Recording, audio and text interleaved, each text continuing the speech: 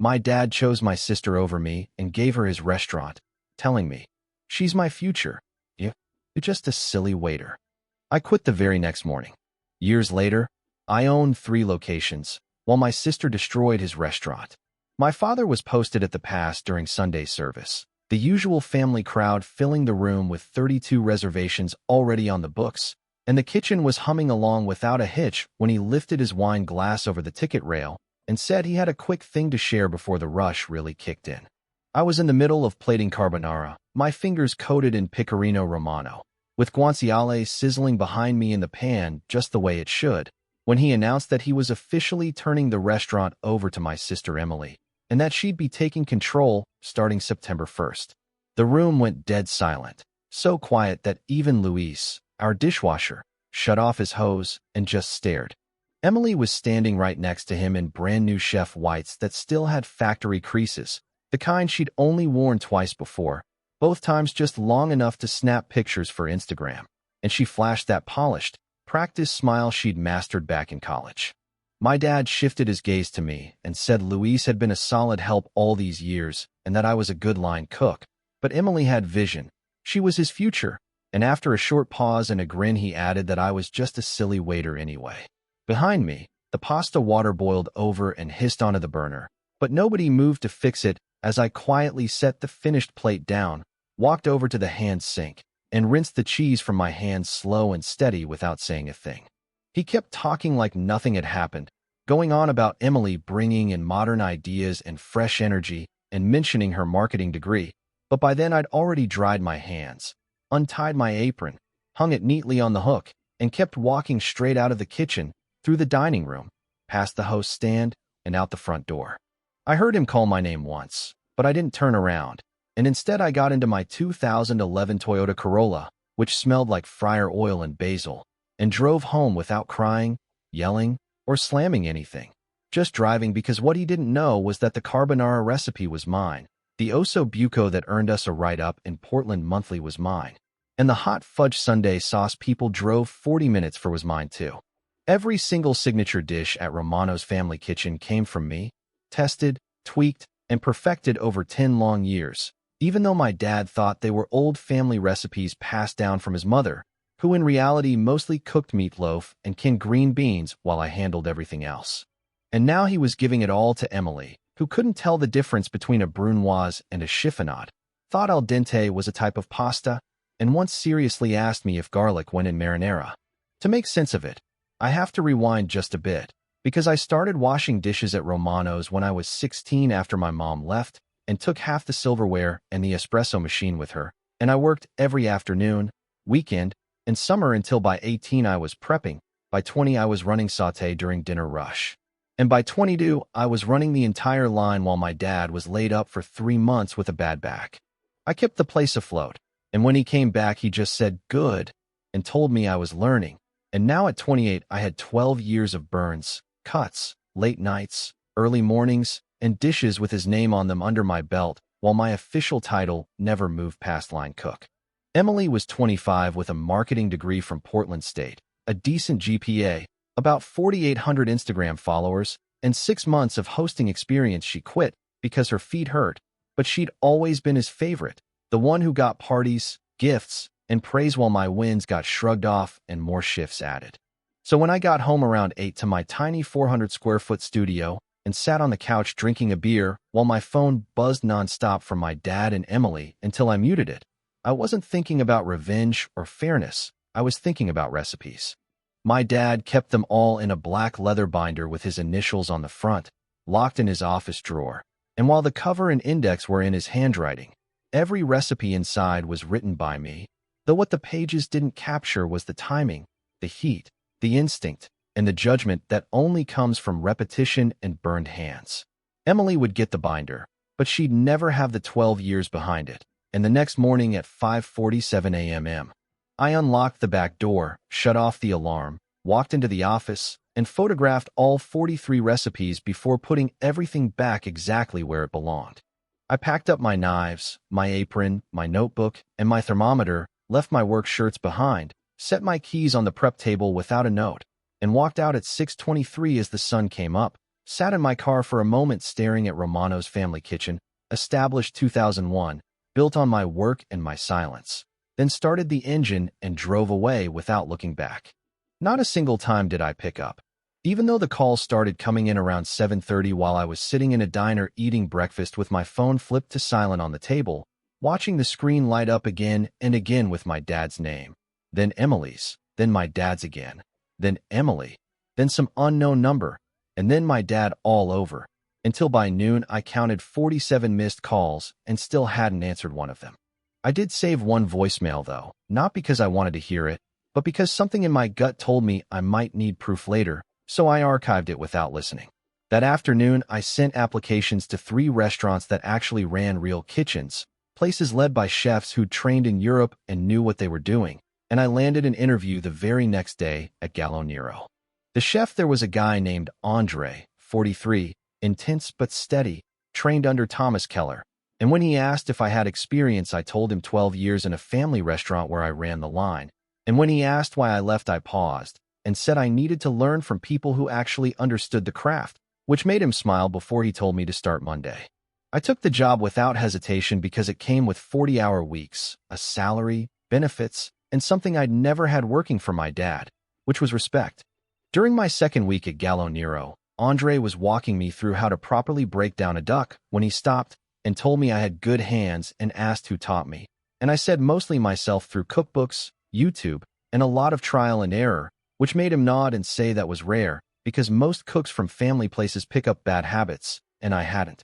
I stayed quiet while he kept working and said family restaurants are tough because owners confuse nostalgia with quality and think legacy matters more than skill, and when I stopped cutting and looked at him, he asked if that was why I left, and all I could say was something like that. He wiped his knife, looked me dead in the eye, and said good, because legacy doesn't plate a dish, technique does, and that line stuck with me hard. My dad had the legacy, the name, the building, and 24 years in business. But I had the skills, the instincts, the techniques, and I was done pretending his name was worth more than my work. For weeks later, my dad showed up at my apartment around 8 on a Thursday night, and when I checked the peephole, I barely recognized him in his Romano's polo, looking older than I remembered, and when I cracked the door, I didn't say hi or ask what was up, I just said what. He shifted awkwardly and asked if he could come in, and I told him no, and when he said we needed to talk I told him I didn't, and that the restaurant wasn't my problem anymore. He said I'd just left without notice or explanation, and I stared at him and reminded him that he'd called me a silly waiter in front of the whole kitchen and asked what he thought was going to happen, and when he said he didn't mean it like that, and I asked how he did mean it, he had nothing to say. I started closing the door until he stopped it with his hand and said Emily was struggling, that the menu wasn't working, customers were complaining, and even though all the recipes were there, nothing tasted the same. And that was when I told him the truth, that recipes aren't enough because they don't include timing, instinct, or technique, the things I learned over 12 years while he thought I was just a silly waiter. When he told me to help her, I actually laughed and said no. And when he pulled the Sun card, I told him that if that were true, he should have treated me like one before closing the door in his face and ignoring the 3 knocks that followed until his footsteps faded down the hall. I sat on my couch after that, pulled out my phone, opened my notes app, and started sketching out something new that would be mine from the first ingredient to the last plate, something my dad could never take from me, because I'd finally learned that when someone shows you who they are, you believe them and build something better without them. The next morning at 9, my phone buzzed with an Instagram notification from Emily while I was at Gallo Nero prepping fennel, and I didn't open it, just saw the preview of her in chef whites with a caption starting with New Era before swiping it away and getting back to work. Luis leaned over and asked if I used to work at Romano's, and when I said I used to, he told me his mom loved that place and said the Sunday gravy was insane, and all I said was it was before going back to my knife because kitchens talk, and in about a week Emily's new menu would speak louder than I ever could. That afternoon Andre put me in charge of family meal, and I made cacio e pepe, nothing flashy, just butter, pasta water, pecorino, black pepper, and clean technique. And after one bite Andre stopped, looked at me, and asked where I learned to emulsify like that. And when I said practice, he shook his head and said no, that was instinct and you can't teach that. He took another bite, asked if I had plans after this job, and when I shrugged, he told me to let him know when I did because he'd invest, then walked off before I could even process what that meant, because nobody had ever said I was worth betting on before. That night I got a text from Megan, a regular from Romano's, asking if they'd changed the menu because she went the night before and everything tasted off, and I didn't reply. I just opened the Romano's Yelp page, saw the familiar 4 stars, bookmarked it, and checked again 3 days later when it had dropped to 4. One with a new review saying it wasn't the same restaurant anymore. I closed my phone and got back to work because Emily was learning something I'd known for 12 years, that you can't fake instinct. Andre started putting me on sauté during service to test me, and I kept my head down, worked clean and fast, and one night after close he pulled me aside and told me I was wasting time there because I was good enough to run my own kitchen, and when I didn't answer he told me to think about it, that I had the hands and just needed confidence. 2 weeks later, after a double, I was walking to my car when my phone buzzed with my dad's name, and I let it ring until it stopped, archived the voicemail without listening, and sat there thinking about what Andre had said about my own kitchen, not a full restaurant yet, but something. I opened my notes app and started writing out a plan for a small pop-up, maybe weekends at a farmer's market, just to see if people would pay for my food without my dad's name attached. And the next morning I researched commissary kitchens, found one that rented by the hour for $40, checked it out that afternoon, and paid cash for my first Saturday session without telling anyone. That weekend, I bought a folding table, a tent, and a portable burner from a restaurant supply closeout for $218 total, and then I applied for a vendor spot at the downtown Saturday market. Every single application didn't go my way at first, because the initial market turned me down saying all the spots were filled and to try again next month. Then 2 more markets rejected me outright, and finally the 4th one said yes, but only for a trial weekend where if I sold out I could return, and if I didn't I was finished, no pressure at all. I spent that whole week planning every detail and locked myself into just 3 menu items: cacio e pepe, arancini, and panna cotta. Nothing fancy, just classic food done clean with 0 shortcuts. Friday night, I barely slept, running worst-case scenarios through my head over and over, wondering what if nobody showed up, what if the food wasn't good enough, or what if I'd imagined all of this and I was really just a line cook who'd gotten lucky once. By 4 a.m. Saturday, I was already at the commissary kitchen making risotto, shaping arancini, frying them until they were perfectly golden, rolling fresh pasta, cutting it, letting it rest, and setting panna cotta in jars topped with compote made from Oregon berries. And by 7 a.m., everything was packed and loaded. I drove downtown, finished setting up at 8:47, and when the market opened at 9, I stood there ready. But by 9:30, I hadn't sold a single thing as people walked past, glanced, and kept moving. So instead of panicking, I focused on keeping the water boiling and the arancini frying, because smells work better than signs. At 9:45, an older woman with a canvas tote stopped, looking tired, asked what I was selling, and when I told her fresh Italian food and said the arancini had just come out, she bought one for $7, took a bite right there, froze, looked at me, took another bite, and asked where my restaurant was, and when I told her I didn't have one, just the booth, she pulled out a business card and said she wrote for Willamette Week's food section and asked if she could quote me. My stomach dropped, but I said sure. She bought 2 more and walked away. By 11, there was a line, not huge, maybe 6 people, but a real line. And by noon, my back was screaming from standing over a portable burner for hours, my calves burned,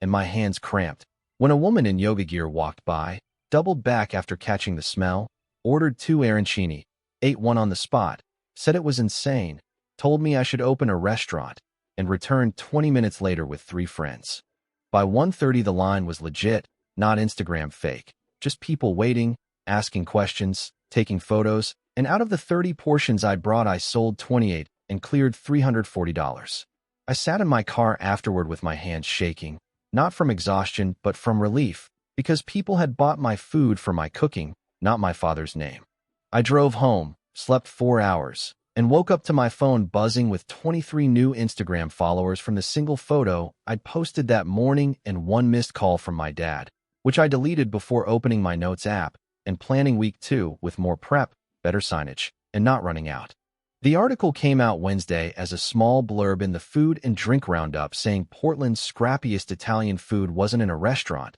but at a farmer's market booth run by a guy named Marco, who cooked like he had something to prove. And after that, my phone went wild with followers jumping to 216, DMs about catering and private dinners, and pop-up questions I answered honestly by saying Saturdays only because I still had my day job and wasn't ready to gamble everything on a folding table. That same day, an unknown number called, and when I answered and heard my dad's voice saying revenue was down, customers were asking for me, and Emily was trying, but she didn't have the experience. I finished the thought for him and told him he'd made his choice and to let her be his future before hanging up, and he never called again. The following Saturday, I doubled my prep, brought a friend to help, sold out again for $612, and saw more followers and messages than I could keep up with. But one DM stood out saying they'd read the article and wanted to discuss investment opportunities, professional only, which I stared at for 10 minutes before replying, "Tell me more." 2 days later, I met a woman named Karen in a coffee shop, sharp and direct,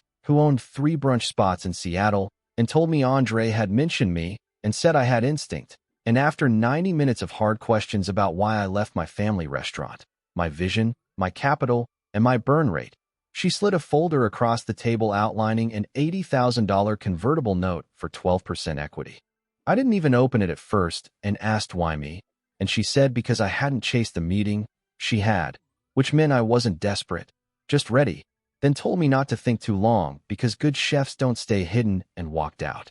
I took the folder home, read every page twice, called Andre, and when he told me to stop thinking and do it because I was ready, I looked around my tiny studio apartment and sent Karen an email saying I was in before I could second-guess myself. And when she replied 4 minutes later welcoming me to the deep end, I smiled for the first time in months, not because Emily was struggling, but because I was finally building something no one could take away. I picked up a weekend catering gig for a private birthday in the West Hills, worked 12 brutal hours for $800, dumped that money straight into the restaurant fund, and when Andre asked how close I was and I told him 5,000 short, he said I was going to make it, which made me stare at the check in my hand knowing I was closer to never needing them again. On my 3rd Saturday at the market, I showed up with a new sign that simply read Rossi's Table, no story attached, and by 9:15 lines were forming non-stop until I sold out at 2 p.m. for $890, and when a regular asked when I was opening a real spot,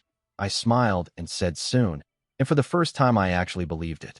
The health inspector stepped out of Lombardi's at exactly 2:14 on a Tuesday afternoon while I was sitting in my truck across the street, not lurking, just killing time with a coffee between lunch service and prep, and I watched her clutch a clipboard, shake her head like something didn't sit right, and snap 3 photos of the dumpster area before walking off. My phone stayed quiet on the dash, no calls, no messages, just me watching the place that raised me start to show cracks. And when I turned the key and drove back to my own restaurant, I didn't feel victorious or satisfied. Only that strange, heavy calm you get when you see something collapse in slow motion and know you can't stop it. It had been 8 months since I opened Rossi's, and things were steady, not glamorous, not easy, but most nights we ran around 78% capacity, which was enough to survive even though the road there was rough. My head cook quit in week 2, said the hours were brutal, so I covered his station and mine for 2 straight weeks until I found someone else. Then in week 3, one of my line guys burned himself badly enough to land in the hospital and be out for a month, and once again I stepped in and covered. January hit hard, slow season, what everyone calls restaurant death valley, and revenue dipped below break even. So I picked up catering gigs on the side just to keep the lights on. But we made it through, and little by little people started talking, not social media hype, but real word of mouth, customers bringing friends, regulars coming in twice a week, the kind of growth you can't fake. One Thursday, Andre came in, sat at the bar, ordered the braciole, the house salad, and a glass of Chianti, cleaned his plate, and before leaving leaned over the pass and told me I was ready for number 2, a second location, because if I waited someone else would grab the next good spot. I laughed it off at first, but the idea stuck, and before long I was watching listings, tracking spaces, and talking with my investors until I narrowed it down to 3 options. The Pearl District with high traffic and high rent, Sellwood with a quieter residential vibe and slower growth, and a spot on Morrison Street, just 2 blocks from Lombardi's. I sat in my truck outside that Morrison space for 20 minutes, staring at a former wine bar that had closed 6 months earlier, 50 seats, good bones, reasonable rent, proven location, and close enough that anyone driving to my dad's place would pass mine first. I called Karen and told her about it, mentioned it was near my dad's restaurant, and after a pause she said it was bold and that she liked it, and that week we made an offer, signed the lease 10 days later, and started construction in January. That was also when I first heard about the inspection, not from my dad or Emily, but through suppliers, a Cisco rep casually mentioning they were on a payment plan, produce vendors switching them to cash only, linen service dropping them entirely because of unpaid invoices, and I didn't ask questions, I just listened, because numbers tell stories louder than words. March came fast and Rossi's Morrison opened with 54 seats, a bigger kitchen, and the same philosophy. And opening weekend we filled 81 reservations, not packed, not empty, with some tables sitting open Saturday night. And the first week's reviews were mixed, people saying the food was good, but the service felt rushed and not as tight as the original. I read every word, made changes, hired better front-of-house staff, slowed ticket times, and by week 2 things were smoother even though the learning curve was brutal, with timing still off and me bouncing between both locations like a maniac. Morrison for lunch, the original for dinner, back again for clean clothes, sleeping 4 hours a night, and repeating it all over. Andre called midweek and told me I looked like death and that I couldn't run 2 places alone, and even though I said I had staff he reminded me I had bodies, not a system, and he was right. So I promoted my best line cook to sous chef at the original spot, handed him keys, and trusted him with dinner service while I focused on Morrison. That first night, I didn't micromanage. We ran 83 covers with no fires, no disasters, just good food sent out by people who cared, and afterward I sat in my truck and cried a little, not from stress, but from relief, because I'd built something that worked without me hovering, and that was the moment I knew we'd be okay. By week 3 we found our rhythm, and that's when my dad walked in on a Thursday night at 7, no reservation, alone, got seated in the back, and ordered the braciole, house salad, and chiani, and I watched from the kitchen window as he cut into the food slowly, took a bite, stopped, stared, took another, and set his fork down, tasting the recipe he thought came from his grandmother, but that I'd spent 4 years perfecting and barely gotten acknowledgement for when I won a competition at 24. He ate half, paid, left without asking to see me or leaving a note, and the server later brought me a $50 tip from a $32 check, confused, and I told her to keep it without explaining who he was. In April, the news traveled through the industry, an eviction filing for 3 months of unpaid rent, a city lien for unpaid business taxes, all public information I never went looking for but couldn't avoid hearing. And soon after, a former Lombardi's line cook reached out asking if I was hiring because he wanted out before it sank, and I hired him because he was solid and already knew the stations.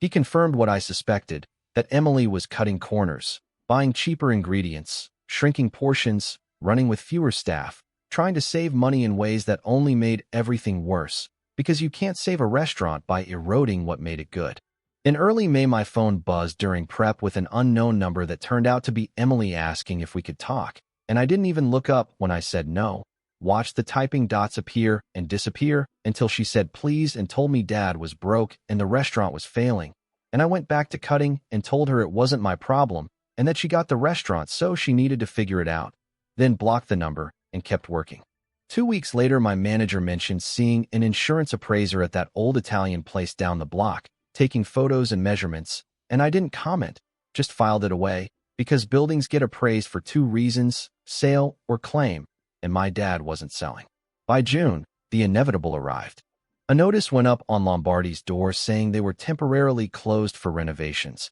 and when I drove past on a quiet Sunday morning, the lights were off, chairs stacked, windows papered over, and it didn't look like renovations at all so much as a white flag. Emily broke her silence on Instagram for the first time in months with a photo of the shuttered restaurant and a caption that said sometimes dreams change shape and thanked everyone for their support. And while most comments were sympathetic and confused, one asked if it was permanent, and she replied that it was just a pause and they'd be back. But I closed the app because I didn't believe her, not with the numbers, the debt, and the damage I knew about. since places don't come back from that, without a miracle or something much darker. In early July, my phone rang right at closing time from an unknown number, and when I answered, I heard a calm voice introduce himself as Lieutenant Vasquez from the Portland Fire Marshal's office, telling me there'd been an incident at 418 Morrison, a building fire, and that my father had listed me as the emergency contact. My chest tightened as I asked if anyone was hurt, and when he said there were no injuries but the building was a total loss, he started asking about my relationship to the property owner, and I told him my father owned it, but I hadn't worked there in over 2 years. He acknowledged that, then asked when I'd last been inside, whether I ran restaurants nearby, and if there were any business disputes between me and my father. And when he said the fire started in the kitchen and accelerant had been detected and that they were treating it as suspicious, my stomach dropped hard. After he hung up, I sat alone in the empty dining room and let the pieces line themselves up: the accelerant, the kitchen fire, the insurance appraiser weeks earlier, because the math didn't need help. I drove to the scene where trucks were still parked, smoke hung thick in the air, the building was hollowed out behind yellow tape, and investigators moved around with cameras. And from a block away, I watched my dad standing on the sidewalk talking to a fire marshal with shaking hands while Emily sat in the back of a police car, not arrested yet, just answering questions, her shoulders tight, and her face down in a way that looked like guilt. I didn't get out of the truck or approach anyone. I just watched the place that raised me turn into ash and felt nothing at all. No revenge, no satisfaction, not even sadness, just the quiet understanding that some things burn themselves down and you don't have to strike the match if you simply stop putting out the fires. I started the truck, drove back to my restaurant, opened a bottle of wine, poured 1 glass, and went back to work because I had 2 restaurants to run and a 3rd location in negotiations, and what I'd built didn't have time for ashes, only forward motion. The call came at 6:47 the next morning while I was prepping stock, roasting bones, and caramelizing mirepoix, and it was Lieutenant Vasquez again telling me the investigation was complete, that it was arson, and that my sister Emily Lombardi had been arrested and charged with 2nd-degree arson and insurance fraud with arraignment set for Monday. I asked if my father was involved, and he said not criminally, though he'd filed the insurance claim 6 hours after the fire, which was either terrible timing or a worse cover-up, probably both. And after I hung up, I stood alone staring at a tray of bones thinking about how 24 years of legacy had turned into fraud and rubble while my own life had quietly moved on. By then I had 2 locations running steady, a 3rd lease signed in Southeast, 43 employees, projected revenue pushing $900,000 for the year, and a James Beard semi-finalist nomination coming in September, and even though by every measure I'd won, it didn't feel like victory so much as watching someone drown while holding a life preserver you chose not to throw. I went to the arraignment Monday at 9:52 and sat in the back without announcing myself, while my dad sat alone in the front row wearing a suit from my high school graduation. And when Emily was brought in wearing county blues with her hands cuffed and her hair pulled back, she looked small, tired, and broken, and when our eyes met for a split second, she looked away first. The judge read out the charges: arson, fraud, reckless endangerment. The public defender entered a not guilty plea. Bail was set at $75,000, and when my dad stood and said he could post it, the judge asked if he had that in liquid assets, and after a long hesitation and no answer, bail stood and the next court date was set. Emily was let out. My dad tried to follow, was stopped by a bailiff, and stood there staring at the door until he turned and saw me in the back row, his face collapsing as he slowly walked over and sat a couple seats away without looking at me, staring at his hands as he said she hadn't meant for it to go that far. I didn't reply as he kept talking about insurance covering debts and rebuilding and how she'd only wanted to help, and when I said that committing fraud wasn't helping, he flinched and said they'd been desperate, and I reminded him that 2 years earlier he'd been proud enough to call me a silly waiter in front of everyone, which made his voice crack as he admitted he'd been wrong. We sat in silence as the courtroom emptied, and when he finally said he needed help with bail and legal fees because he was 62 and broke, I told him he still had Emily and that she was facing 7 years and that he'd have to figure it out alone. When he said I was his son, I told him I'd been his son when he handed my work to someone who hadn't earned it, when he dismissed 12 years of labor with a toast, and when he valued her degree over my decade of sweat, and when he said he'd made a mistake, I told him no. He'd made a choice and choices have consequences. I stood to leave, and when he grabbed my arm and begged, I looked down until he let go and reminded him that he'd said Emily was his future, and that she still was, before walking out without looking back or feeling good or bad, just finished. 2 weeks later, a handwritten letter arrived at the restaurant in my dad's writing, and I opened it during family meal to find 3 short paragraphs saying he knew I wouldn't help and understood why, but needed me to know he was proud of me, that what I'd built was bigger than anything he ever had, that I didn't need him or the Lombardi name, that I'd built Rossi's from nothing, from anger and pain maybe, but that it was beautiful, and that he was sorry he hadn't said any of it when it mattered. I read the letter twice, folded it carefully, and sat with it. I put the letter in my office drawer, didn't frame it and didn't throw it away either, just kept it there, because some apologies show up too late to fix anything, but you hold on to them anyway for what they are. Emily took a plea deal in October, for years with parole eligibility after 2, and my dad sold the lot where Lombardi's once stood for $112,000, paid her legal fees, cleared his debts, and walked away with 11 grand before moving into a 1-bedroom apartment in Gresham, all of which I heard through suppliers and industry chatter from people who knew people. I never reached out, and neither did he, and we settled into being strangers with shared history, which honestly is what we'd always been. It just took a fire to make it official. Rossi's Southeast opened in November with 62 seats, a full bar, and a private dining room. And opening week was packed, though not without its share of problems, because permit delays pushed us back 3 weeks and cost real money. Equipment arrived damaged and had to be reordered. Staff turnover hit hard the first month, and it took training 3 bartenders before we found one who fit, but eventually we found our rhythm. By December, the wait list hit 200 names. Total staff across 3 locations reached 61 people. Projected year 2 revenue landed at $1.4 million. And when the James Beard nomination came through in January, I didn't win and didn't care, because the nomination alone brought press, customers, and validation. Andre called the day it was announced and said he told me so. And when I thanked him, he said he never believed in me personally, only in my work, and that was what he invested in. And after I thanked him again, he told me not to thank him and to just keep cooking. After I hung up, I looked around my office at the awards on the wall, framed reviews, photos from opening nights, and then opened the bottom drawer where one photo sat, just one, of me and my dad in the Lombardi's kitchen when I was 16, wearing an apron 2 sizes too big, smiling, his hand on my shoulder, proud, before Emily, before comparisons, before everything broke. Sometimes I pulled it out and looked at it, remembered the kid who thought his father's approval was the only kind of success that mattered, then put it back, because that kid was gone, replaced by a man who built 3 restaurants, employed 61 people, and earned a James Beard nomination without his dad's name, approval, or legacy, just skill, discipline, and the quiet anger of being underestimated. 6 months after the fire, I was locking up around midnight after inventory, deep cleaning, and weekend prep when I walked to my truck and saw someone leaning against it. My dad, thinner, grayer, older, holding a paper bag, and I stopped a few feet away and asked what he was doing there. He said he wanted to see me, said he knew where I worked but didn't want to make it awkward, then held out the bag and said he brought something I might want, and when I looked inside I saw the black leather binder, the recipe book.